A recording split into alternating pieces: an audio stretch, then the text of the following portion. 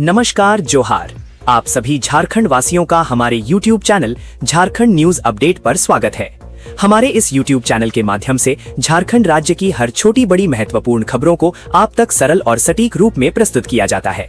आप सभी से निवेदन है कि हमारे इस YouTube चैनल को लाइक, शेयर एवं सब्सक्राइब अवश्य करें। साथ ही बेल आइकन को दबाना ना भूलें ताकि झारखंड की सभी ताजा और महत्वपूर्ण खबरें आप तक सबसे पहले पहुंच सकें। धन्यवाद। झारखंड हाईकोर्ट ने जारी किया असिस्टेंट पदों का फाइनल रिजल्ट। सिकंदर कुमार को मिला पहला स्थान। झारखंड उच्च न्यायालय ने झारखंड राज्य की सिविल अदालतों में सहायक क्लर्क पदों के लिए फाइनल रिजल्ट जारी कर दिया है।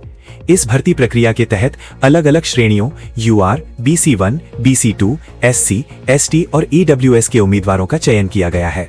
जारी रिजल्ट में राज्य के अलग अलग जिलों जैसे हजारीबाग, पलामू, गढ़वा, गिरिडीह, सिमडेगा, बोकारो, सरायकेला खरसावा में अभ्यर्थियों की नियुक्ति की गई है।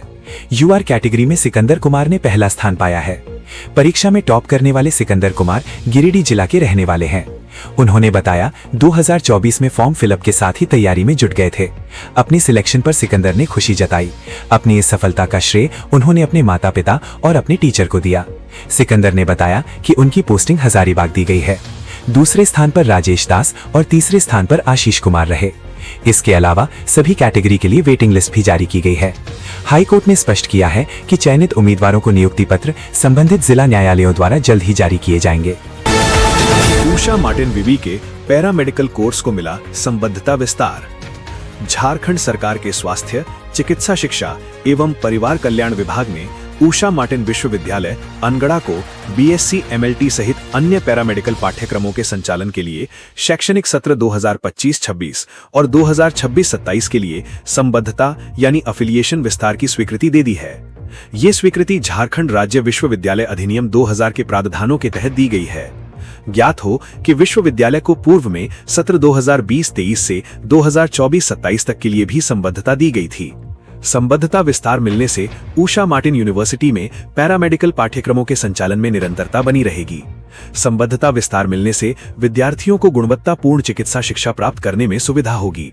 साथ ही राज्य की स्वास्थ्य सेवाओं को और मजबूत करने के लिए प्रशिक्षित मानव संसाधन भी आसानी से उपलब्ध हो सकेंगे। विभाग द्वारा संबंधित परिषद और संस्थान को आगे की आवश्यक कार्रवाई सुनिश्चित करने का निर्देश दिया गया है। झारखंड में मौसम ने ली करवट, कई जिलों में ऑरेंज अलर्ट। बारिश से झारखंड के कई हिस्सों में गर्मी से राहत मिली। भीषण गर्मी से जूझ रही झारखंड की राजधानी रांची में गुरुवार को मौसम ने अचानक करवट ली। तेज आंधी, बारिश और वज्रपात से तापमान में बड़ी गिरावट दर्ज की गई। दोपहर बाद करीब 50 किलोमीटर प्रति घंटा की रफ्तार से चली आंधी ने जनजीवन को प्रभावित किया। कई स्थानों पर पेड़ उखड़ गए और हवाई सेवाओं पर भी असर पड़ा। ठनका गिरने से बरियातू स्थित भरमटोली निवासी युवक कन्हैयालाल की मौत हो गई। राजधानी में कई जगह पेड़ गिरने से बिजली के तार क्षतिग्रस्त हो गए, जिससे देर रात तक बड़े इलाकों में बिजली आपूर्ति बाधित रही। मौसम में बदलाव की वजह से तापमान में गिरावट दर्ज की गई। अधिकतम तापमान जहां 7.9 डिग्री तक गिर गया, वहीं न्यूनतम तापमान में भी 6.6 डिग्री की कमी आई। रांची का अधिकतम तापमान 30.7 डिग्री सेल्सियस और न्यूनतम तापमान 18.0 डिग्री सेल्सियस दर्ज किया गया। मौसम विभाग ने शुक्रवार के लिए रांची सहित 17 जिलों में ऑरेंज अलर्ट जारी किया है। अन्य जिलों में येलो अलर्ट। राज्य के पूर्वी और निकटवर्ती मध्य भागों में कहीं कहीं गर्जन के साथ 50-60 किलोमीटर प्रति घंटा की रफ्तार से हवा चलने और वज्रपात आशंका की जताई गई है। वहीं राज्य के शेष भागों में कहीं कहीं गर्जन के साथ तेज हवा 40-50 किलोमीटर प्रति घंटा की रफ्तार से हवा चलने और वज्रपात की संभावना है। आने वाले कुछ दिनों तक राहत भरा मौसम बने रहने के संकेत हैं। 1 से 4 मई के बीच झारखंड में आंशिक रूप से बादल छाए रहेंगे। राज्य के कई इलाकों में हल्की से मध्यम बारिश या गरज के साथ छींटे भी पड़ सकते हैं। रांची ऑड्रे हाउस में सांसद सांस्कृतिक महोत्सव सह स्वदेशी मेला आज से। झारखंड की राजधानी रांची के ऑड्रे हाउस में 1 से 3 मई तक 3 दिवसीय सांसद सांस्कृतिक महोत्सव सह स्वदेशी मेला का आयोजन किया जाएगा। महोत्सव में सुबह 9 से रात 10 बजे तक आम लोगों के लिए निःशुल्क प्रवेश रहेगा। केंद्रीय रक्षा राज्य मंत्री संजय सेठ ने गुरुवार को प्रेस कॉन्फ्रेंस कर बताया कि आयोजन में कला, संस्कृति और स्वदेशी उत्पादों का संगम देखने को मिलेगा। 3 दिनों तक यहां झारखंड की लोक संस्कृति, हस्तशिल्प, पारंपरिक खानपान और मोटे अनाज से बने उत्पाद आकर्षण का केंद्र होंगे। स्वदेशी मेले में 125 स्टॉल धारकों को निःशुल्क निःशुल्क स्टॉल उपलब्ध कराए जा रहे हैं। मेले में हस्तशिल्प, सोहराई पेंटिंग, हाथ से बने खिलौने और स्थानीय उत्पादों को बढ़ावा दिया जाएगा। साथ ही मोटे अनाज से बने चॉकलेट, केक और बिस्किट जैसे उत्पाद भी लोगों को आकर्षित करेंगे।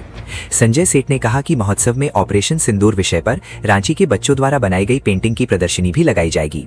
इसमें बच्चों ने सैन्य बलों की शौर्य गाथा को कैनवस पर उकेरा है। महोत्सव के दौरान स्कूल, कॉलेज और विश्वविद्यालय के विद्यार्थियों के बीच सांस्कृतिक प्रतियोगिताएं होंगी। शाम 6 बजे से तक देश भर के कलाकार 3 अलग-अलग मंचों पर सांस्कृतिक प्रस्तुतियां देंगे। 1 मई की सुबह 11 बजे स्वदेशी मेले का शुभारंभ होगा। शाम 5 बजे महोत्सव का विधिवत उद्घाटन किया जाएगा। उद्घाटन समारोह में राज्यपाल संतोष गंगवार, मुख्यमंत्री हेमंत सोरेन, राज्यसभा सांसद आदित्य साहू और भाजपा के राष्ट्रीय महासचिव तरुण चुग सहित कई गणमान्य अतिथि शामिल होंगे।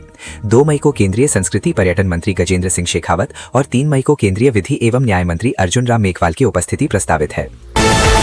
सरायकेला खरसावां डिजिटल डॉक्यूमेंटेशन पर कार्यशाला, 38 युवाओं की रही भागीदारी।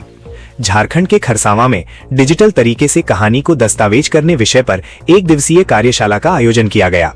कार्यक्रम में लगभग 38 प्रतिभागियों ने बढ़ चढ़कर भाग लिया। कार्यक्रम में राष्ट्रपति द्रौपदी मुर्मू से सम्मानित शुभम कुमार पति ने डिजिटल डॉक्यूमेंटेशन के महत्व पर विस्तार से प्रकाश डालते हुए बताया कि किस प्रकार समुदाय अपनी पहचान, संस्कृति और इतिहास को डिजिटल माध्यम से सुरक्षित रख सकता है। रामचंद्र सोय ने खरसावां गोलीकांड पर चल रहे अपने अनुसंधान के बारे में जानकारी दी और इसके ऐतिहासिक पहलुओं को साझा किया। मार्शल मुर्मू ने सूचना का अधिकार RTI कानून के बारे में जानकारी देते हुए कहा कि ये आम जनता को सशक्त बनाने का एक प्रभावी माध्यम है। मोनिका भूमिज ने युवाओं को मातृभाषा को आगे बढ़ाने में सक्रिय भूमिका निभाने के लिए प्रेरित किया, जबकि मनोज कुमार सोय ने पेसा कानून की विस्तृत जानकारी देते हुए आदिवासी क्षेत्रों में इसके महत्व को समझाया। आपकी कमाई पर कानून का डंडा, बोकारो ट्रेजरी घोटाले में बंगला और FD जब्त, वर्दी वाला आरोपी चढ़ा CID के हत्थे। झारखंड सरकार के निर्देश पर बोकारो कोषागार से हुई करोड़ों की अवैध निकासी मामले की जांच कर रही CID को बड़ी कामयाबी मिली है। अपराध अनुसंधान विभाग CID की विशेष जांच दल यानी SIT ने इस घोटाले में संलिप्त बोकारो पुलिस अधीक्षक कार्यालय के लेखा शाखा में तैनात आरक्षी काजल मंडल को गिरफ्तार किया है। CID द्वारा जारी प्रेस विज्ञप्ति के अनुसार काजल मंडल पूर्व में गिरफ्तार मुख्य आरोपी लेखापाल कौशल कुमार पांडे का करीबी सहयोगी था। उनके बयान के आधार पर बोकारो स्थित उसके आवास से 8,75,000 रुपए नकद बरामद किए गए हैं। ये राशि कौशल कुमार पांडे के खाते से ट्रैवलिंग अलाउंस यानी TA के नाम पर अवैध रूप से भेजी गई थी। इस मामले में अब तक कौशल कुमार पांडे, सतीश कुमार यानी होमगार्ड और सहायक अवर निरीक्षक अशोक कुमार भंडारी को पहले ही जेल भेजा जा चुका है। अनुसंधान के दौरान CID ने आरोपियों द्वारा अवैध कमाई से बनाई गई संपत्तियों का भी खुलासा किया है। अब तक की कार्रवाई में तेलीडेह बोकारो स्थित 4.08 डिसमिल भूमि पर निर्मित 3 मंजिला आलीशान मकान और अन्य 4.98 डिसमिल भूमि के दस्तावेज जब्त किए गए हैं। इसके अलावा विभिन्न बैंकों में हस्तांतरित 1,93,00,000 रुपए और 18 लाख रुपए के फिक्स डिपॉजिट को सीज कर दिया गया है। CID ने इस मामले में भारतीय न्याय संहिता की धारा 316(2), 318(4) सहित IT एक्ट की विभिन्न गंभीर धाराओं के तहत कांड संख्या 06/26 दर्ज किया है। SIT द्वारा मामले का प्रभावी और गहन अनुसंधान जारी है, जिसमें आने वाले दिनों में कुछ और सफेद पोशों और कर्मचारियों की गिरफ्तारी की संभावना जताई जा रही है। झारखंड हाईकोर्ट की JSSC और सरकार को चेतावनी, 3 जुलाई तक भरें शिक्षकों के रिक्त 2034 पद, वरना झारखंड हाईकोर्ट ने स्नातक प्रशिक्षित शिक्षक संयुक्त प्रतियोगिता परीक्षा 2016 के मामले में अपनी सख्त टिप्पणी से सरकार और झारखंड कर्मचारी चयन आयोग यानी JSSC की मुश्किलें बढ़ा दी हैं। जस्टिस दीपक रोशन की अदालत ने रिक्त पड़े 2034 पदों पर नियुक्ति न होने के खिलाफ दायर अवमानना याचिकाओं पर सुनवाई करते हुए अविलंब कार्रवाई के निर्देश दिए हैं। सुनवाई के दौरान अदालत ने सरकार और JSSC से पूछा कि 1 सितंबर 2025 को पारित आदेश का अब तक पालन क्यों नहीं किया गया। उल्लेखनीय है कि एकल पीठ ने सरकार को 6 माह के भीतर इन 2034 रिक्त पदों पर याचिकाकर्ताओं की नियुक्ति का आदेश दिया था। निर्धारित समय सीमा बीत जाने के बाद मनोज कुमार गुप्ता सहित अन्य अभ्यर्थियों ने अवमानना याचिका दायर की है। प्रतिवादियों की ओर से कोर्ट को बताया गया कि 26 सितंबर 2025 को अपील याचिका दायर कर इस आदेश को चुनौती दी गई है, जिस पर फिलहाल सुनवाई चल रही है। हालांकि अदालत ने इस दलील को पर्याप्त नहीं माना और एकल पीठ के आदेश का अनुपालन करने के लिए प्रतिवादियों को अतिरिक्त समय दिया है। अदालत ने मामले की अगली सुनवाई के लिए 3 जुलाई की तिथि निर्धारित की है। कोर्ट ने स्पष्ट रूप से कहा है कि यदि 3 जुलाई से पहले आदेश का पालन नहीं किया गया तो अदालत कड़े फैसले लेने के लिए मजबूर होगी। इस मामले में सुनवाई के दौरान प्रार्थियों की ओर से अधिवक्ता शिखर प्रसाद गुप्ता और चंचल जैन ने पक्ष रखा, जबकि JSSC का पक्ष अधिवक्ता संजय पिपरावाल व प्रिंस कुमार ने प्रस्तुत किया। नीट यूजी 2026 के लिए रांची के इन 21 केंद्रों पर सुरक्षा के कड़े इंतजाम, 200 मीटर के दायरे में धारा 163 लागू। नेशनल टेस्टिंग एजेंसी द्वारा 3 मई 2026 को आयोजित होने वाली स्नातक चिकित्सा प्रवेश परीक्षा नीट यूजी को लेकर रांची जिला प्रशासन पूरी तरह से अलर्ट मोड पर है। परीक्षा के सफल, कदाचार मुक्त और शांतिपूर्ण संचालन के लिए सदर अनुमंडल दंडाधिकारी एसडीएम कुमार रजत ने बीएनएसएस की धारा 163 के तहत मिली शक्तियों का प्रयोग करते हुए महत्वपूर्ण आदेश जारी किए हैं। इस आदेश के तहत रांची के सभी 21 परीक्षा केंद्रों के 200 मीटर के दायरे में निषेधाज्ञा लागू कर दी गई है। प्रशासन द्वारा जारी प्रेस विज्ञप्ति के अनुसार ये निषेधाज्ञा 3 मई 2026 को दोपहर 12 बजे से लेकर रात 8 बजे तक प्रभावी रहेगी। उपायुक्त सह जिला दंडाधिकारी मंजूनाथ भजंत्री और अपर जिला दंडाधिकारी विधि व्यवस्था के निर्देशों पर सभी केंद्रों पर पर्याप्त संख्या में पुलिस बल और दंडाधिकारियों की प्रतिनियुक्ति की गई है। प्रशासन को अंदेशा है कि असामाजिक तत्व भीड़ जमा कर परीक्षा प्रक्रिया में व्यवधान डाल सकते हैं, जिसे रोकने के लिए ये सख्त कदम उठाया गया है। जेपीएससी की गलतियों पर राज्य भवन सख्त, राज्यपाल ने दिए जांच के आदेश, कहा दोषियों को ना बख्शें। झारखंड लोक सेवा आयोग जेपीएससी की कार्यशैली और परीक्षाओं में लगातार मिल रही त्रुटियों पर राज्यपाल संतोष कुमार गंगवार ने गहरी चिंता जताते हुए जांच के आदेश दिए हैं। राज्यपाल ने इस संबंध में जेपीएससी के अध्यक्ष एल खिंगयांते को एक पत्र भेजकर कड़ी नाराजगी जाहिर की है।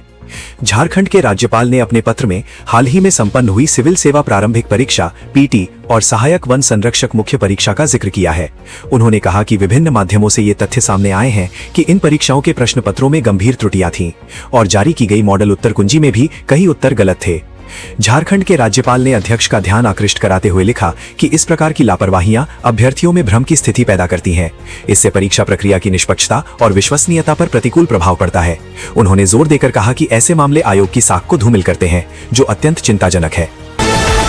रामगढ़ केबीपी कोल परियोजना के संचालन और ग्रामीण समस्याओं को लेकर डीसी ने की समीक्षा बैठक। कोतरे, बसंतपुर, पंचमो केबीपी कोल परियोजना के सुचारू संचालन और परियोजना प्रभावित ग्रामीणों की समस्याओं के समाधान को लेकर गुरुवार को रामगढ़ में बैठक आयोजित की गई। बैठक की अध्यक्षता उपायुक्त ऋतुराज ने की। बैठक में उपायुक्त ने परियोजना से जुड़े अलग अलग बिंदुओं की समीक्षा की और संबंधित विभागों और परियोजना प्रबंधन को जरूरी निर्देश दिए। उन्होंने कहा कि विकास कार्यों के साथ साथ स्थानीय ग्रामीणों के हितों का संरक्षण प्राथमिकता होनी चाहिए। उपायुक्त ने कार्यों की प्रगति की समीक्षा करते हुए कार्य में तेजी लाने का निर्देश दिया।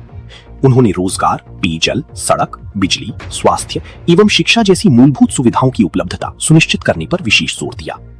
बैठक में जनप्रतिनिधियों और ग्रामीणों ने रोजगार, परिवहन, सुरक्षा एवं जलापूर्ति से जुड़ी समस्याएं रखी। इस पर उपायुक्त ने सभी शिकायतों के त्वरित समाधान के निर्देश दिए। उपायुक्त ने परियोजना क्षेत्र में पर्यावरणीय मानकों की पालन और प्रदूषण नियंत्रण के लिए जरूरी कदम उठाने को भी कहा। बैठक में वन प्रमंडल पदाधिकारी, अपर समाहर्ता, अनुमंडल पदाधिकारी, भूमि सुधार उप समाहर्ता, संबंधित विभागों के अधिकारी, परियोजना प्रबंधन, जनप्रतिनिधि एवं अन्य लोग उपस्थित थे। खूंटी में फिर लौटा पीएलएफआई का खौफ, उग्रवादियों ने 2 रोड रोलर फूंके, चिपकाया पोस्टर।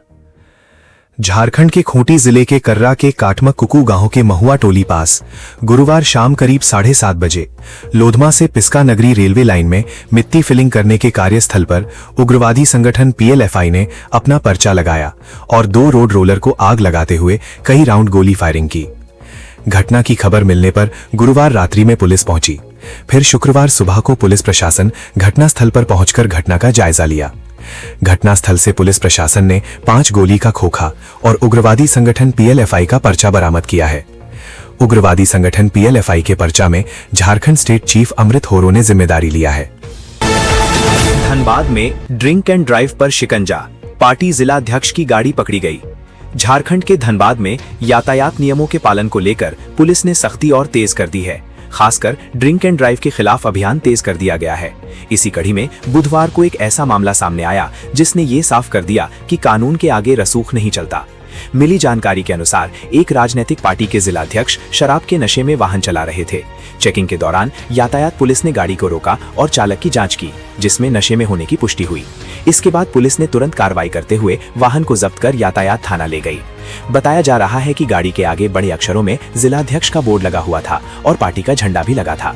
मौके पर मौजूद लोगों ने इसकी तस्वीरें लेकर सोशल मीडिया पर वायरल कर दी। हालांकि बाद में गाड़ी से बोर्ड और झंडा हटा दिया गया।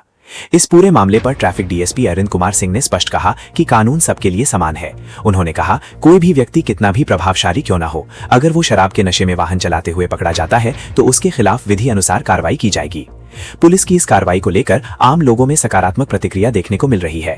लोगों का कहना है कि ऐसे कदमों से सड़क सुरक्षा को बढ़ावा मिलेगा और नियमों को नहीं मानने वालों में डर पैदा होगा। धनबाद यातायात पुलिस ने साफ संकेत दे दिया है कि आने वाले दिनों में ड्रिंक एंड ड्राइव के खिलाफ अभियान और तेज होगा और किसी भी तरह की लापरवाही बर्दाश्त नहीं की जाएगी। दिल्ली में गूंजा झारखंड का नाम। डॉक्टर वीरेंद्र कुमार को मिला Dada Saheb Phalke film festival award. Koderma जिले के प्रख्यात चर्म रोग विशेषज्ञ और फिल्म निर्देशक डॉक्टर वीरेंद्र कुमार ने कला के क्षेत्र में एक नया इतिहास रच दिया है। बीते 30 अप्रैल 2026 को नई दिल्ली में आयोजित 16वें दादा साहेब फाल्के फिल्म फेस्टिवल 2026 में उन्हें उनकी 2 उत्कृष्ट काम के लिए सम्मानित किया गया। Mini box office education expo और फेस्ट एंट्री द्वारा आयोजित इस राष्ट्रीय स्तर के कार्यक्रम में देश विदेश की कई फिल्मों और वीडियो एल्बमों के बीच डॉक्टर वीरेंद्र की फिल्मों ने अपनी श्रेष्ठता साबित की। राजवीर आर्ट्स के बैनर तले बनी शॉर्ट फिल्म लूटन सिंह बनेंगे प्रधानमंत्री को स्पेशल फेस्टिवल मेंशन अवार्ड के लिए चुना गया। इस फिल्म में डॉक्टर वीरेंद्र कुमार स्वयं मुख्य भूमिका में नजर आए हैं। वहीं उनके एक गाने तुमसे प्यार हो गया को बेस्ट म्यूजिक वीडियो अवार्ड से नवाजा गया। इस म्यूजिक वीडियो में खोरठा सुपरस्टार रमन गुप्ता और टॉलीवुड अभिनेत्री देबाश्री नारू कोलकाता ने मुख्य भूमिकाएं निभाई हैं। इस ऐतिहासिक उपलब्धि पर खुशी जाहिर करते हुए डॉक्टर वीरेंद्र कुमार ने कहा कि ये सम्मान न केवल कोडरमा बल्कि पूरे झारखंड के लिए गर्व का विषय है। उनका मुख्य उद्देश्य राज्य की प्राकृतिक सुंदरता को फिल्मों के जरिए राष्ट्रीय और अंतर्राष्ट्रीय स्तर पर पहचान दिलाना है। उन्होंने बताया कि झारखंड में फिल्म निर्माण को बढ़ावा मिलने से न केवल पर्यटन बढ़ेगा बल्कि स्थानीय युवाओं के लिए रोजगार के नए अवसर भी सृजित होंगे। इस उपलब्धि पर जिले के कला प्रेमियों और बुद्धिजीवियों में हर्ष का माहौल है। कार्यक्रम के दौरान फिल्म विपिन जाटे और उनकी पूरी टीम भी मौजूद थी। 62 घंटे बाद जंगल से निकला नक्सली का शव, चाईबासा में हुआ पोस्टमार्टम। 5वीं से ही थामी थी बंदूक। पश्चिमी सिंहभूम जिला अंतर्गत गोयलकेरा और टोंटो थाना क्षेत्र की सीमावर्ती रुतुगुटू जंगल में पुलिस मुठभेड़ में मारा गया 1 लाख का इनामी नक्सली इजराइल पूर्ति उर्फ अमृत पूर्ति अब इतिहास बन चुका है। मुठभेड़ के लगभग 62 घंटे बाद सुरक्षा बल के जवानों ने उसके शव को घने जंगलों से निकालकर सदर अस्पताल चाईबासा ले आए। गुरुवार की रात करीब 12:30 बजे अस्पताल पहुंचे शव का पोस्टमार्टम शुक्रवार को 3 सदस्यीय चिकित्सकों की टीम द्वारा मजिस्ट्रेट सदर बीडीओ अमिताभ भगत की निगरानी में किया गया। इस पूरी प्रक्रिया की वीडियोग्राफी और फोटोग्राफी भी कराई गई। इजराइल पूर्ति का नक्सली बनने की कहानी काफी चौंकाने वाली है। बताया जाता है कि वो जब 5वीं कक्षा में पढ़ रहा था तभी से नक्सली संगठन के संपर्क में आ गया था। शुरुआत में वो नक्सलियों का राशन और सामान ढोने का काम करता था, लेकिन धीरे धीरे वो सक्रिय और हिंसक गतिविधियों में शामिल हो गया। उसकी वफादारी को देखते हुए उसे बड़े नक्सली नेताओं का बॉडीगार्ड भी बनाया गया था। वो पुलिस की हिट लिस्ट में शामिल था और सरकार ने उस पर 1 लाख रुपए का इनाम घोषित कर रखा था। मुठभेड़ की पटकथा 29 अप्रैल की सुबह 4:30 बजे लिखी गई, जब रुतुगुटू के जंगलों में सुरक्षा बलों और नक्सलियों के बीच आमने सामने की गोलीबारी हुई। इस कार्यवाही में सुरक्षा बलों ने इजराइल को मार गिराया। संयोग की बात यह है कि अपनी मौत से महज 2 दिन पहले इजराइल अपने पैतृक गांव सांगा जटा आया था, जहां उसने अपने माता पिता से आखिरी बार मुलाकात की थी। गांव से वापस जंगल लौटते ही वो सुरक्षा बलों के घेरे में आ गया। फिलहाल पुलिस और सुरक्षा बलों का नक्सल विरोधी अभियान चाईबासा के सुदूरवर्ती इलाकों में लगातार जारी है। बुद्ध पूर्णिमा पर राजमहल उत्तरवाहिनी गंगा में हजारों श्रद्धालुओं ने लगाई आस्था की डुबकी। झारखंड के एकमात्र साहिबगंज जिला अंतर्गत राजमहल में उत्तरवाहिनी गंगा प्रवाहित होती है। मान्यता के अनुसार उत्तरवाहिनी गंगा में स्नान कर गंगा पूजन का विशेष महत्व है। बुद्ध पूर्णिमा के अवसर पर शुक्रवार को हजारों की संख्या में आदिवासी और गैर आदिवासी श्रद्धालुओं ने राजमहल उत्तरवाहिनी गंगा में आस्था की डुबकी लगाई और मां गंगा की पूजा अर्चना किया। श्रद्धालुओं का सैलाब सांस्कृतिक और धार्मिक एकता का एक सुंदर उदाहरण है। है। विशेष रूप से साफाहोड़ समुदाय की भागीदारी और उनकी परंपराएं इस आयोजन को और भी खास बनाती हैं। आदिवासी और गैर आदिवासी समुदायों का एक साथ गंगा में आस्था की डुबकी लगाना क्षेत्र की सामाजिक समरसता को दर्शाता है। साफाहोड़ समुदाय द्वारा अपने धर्मगुरुओं के सानिध्य में गंगा पूजन करना और फिर अखाड़ा लगाकर मरांग बुरु की आराधना करना उनकी गहरी आध्यात्मिक जड़ों को प्रकट करता है। राजमहल में गंगा का उत्तर वाहिनी उत्तर की ओर बहना धार्मिक दृष्टि से अत्यंत शुभ माना जाता है। यही कारण है कि बुद्ध पूर्णिमा जैसे मौके पर यहाँ स्नान का महत्व और भी बढ़ जाता है। झारखंड की ये जीवंत संस्कृति और प्रकृति के प्रति समर्पण वास्तव में प्रेरणादायक है। राजमहल के सूर्यदेव घाट, गुदारा घाट, संगत घाट, काली घाट और महाजन टोली घाट में श्रद्धालुओं ने गंगा स्नान किया। गंगा स्नान को लेकर पूजन सामग्री की खूब बिक्री हुई। गुमला शहर में मजदूरों के लिए पानी, शौचालय और छांव की व्यवस्था नहीं, सड़क किनारे खड़े रहने को मजबूर। ये कैसी व्यवस्था है? आज मजदूर दिवस है, लेकिन गुमला शहर में मजदूरों के बैठने, आराम करने की कोई सुविधा नहीं। हालांकि अस्थायी रूप से पालकोट रोड स्टेट बैंक के पास लेबर चौक है, लेकिन यहां मजदूरों के लिए पानी, शौचालय और छांव की व्यवस्था नहीं है, जिस कारण मजदूर सुबह 8:30 बजे से 10 बजे तक जब तक काम नहीं मिल जाता सड़क के किनारे खड़े रहते हैं। यहां महिला, पुरुष, युवक युवती सभी तरह के मजदूर रहते हैं। इस दौरान अगर किसी को बाथरूम लग जाए तो इनके लिए यहां यूरिनल तक की व्यवस्था नहीं है, जो कि गुमला प्रशासन के काम पर सवाल खड़ा करता है। साथ ही स्थानीय नेताओं के चुनावी वादों की पोल खोलता है। गुमला शहर के बाजार टाड़ में मजदूरों के आश्रय व आराम के लिए आश्रय गृह बनने वाला था। इसके लिए लेआउट होने के बाद भवन बनाने के लिए नींव भी खोदना शुरू हो गया था, लेकिन गुमला विधायक ने यहां मजदूर आश्रय गृह बनाने का विरोध किया, जिसका नतीजा है यहां मजदूरों के लिए आश्रय गृह नहीं बन सका, जिस कारण आज भी मजदूरों को पालकोट रोड में सड़क के किनारे धूप, छांव या बारिश में खड़ा रहना पड़ता है। अगर बाजार टाड़ के एक कोने में आश्रय गृह बन जाता तो आज मजदूरों को कई तरह की सुविधा मिलती। रसोइया संघ की अध्यक्ष देवकी देवी ने कहा कि गुमला में मजदूरों के लिए बैठने और आराम करने की जगह नहीं होना वाकई गंभीर समस्या है। दिन भर धूप बारिश में काम करने के बाद एक छांव भी न मिले तो मजबूरी है। मैं लंबे समय से मजदूरों के लिए स्थायी लेबर चौक की मांग कर रही हूं। यहां तक कि अभी पालकोट रोड में जहां अस्थायी लेबर चौक है वहां भी सुविधा की मांग की हूं, लेकिन यहां किसी प्रकार की सुविधा नहीं दी जा रही है।